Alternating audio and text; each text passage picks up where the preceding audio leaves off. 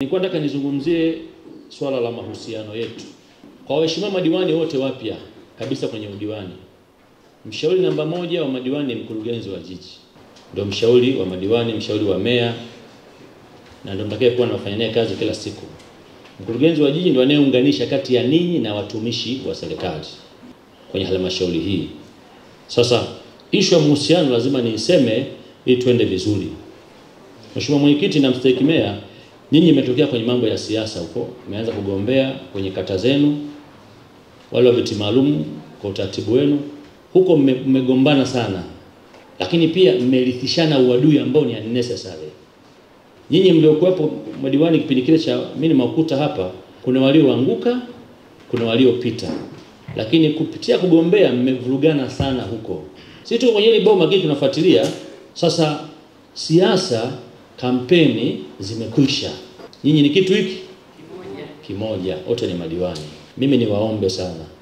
Halmashauri hii inajengwa na madiwani na watumishi na wananchi. Yale ya kule achaneni nayo sasa.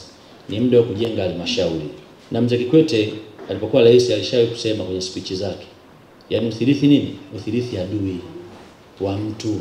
Sasa jamani, meya akashapatikana, na meya yupo, na nyinyi mpo. Waliokosa wamekosa, mliopata mmepata, mko hapa. Sasa ni timu moja, timu ya halmashauri ya jiji, tuchape kazi. Salimianeni vizuri, heshimianeni kwa umri wenu, lakini pia pendaneni. Mkipendana, mkawa pamoja, mtafanya kazi vizuri sana.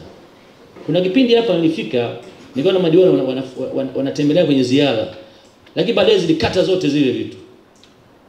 Sasa nyinyi mthirithi yale ya baraza lililopita, nyinyi ni baraza jipya. Mmebatizwa upya, tunaanza upya na maisha mapya. Hapo kuna wakubwa wa kwangu, kuna mama zangu, kuna baba zangu, kuna wadogo zangu. Naomba tushikamane, tupendane. Nyinyi mkishashikamana, hao watumishi kule nyuma hao wanaangalia nyinyi. Mkifurugana hao ndio hawana amani kabisa. Kwa hiyo niwaombe sana, kama kuna mtu haelewi jambo, njoo tuzungumze.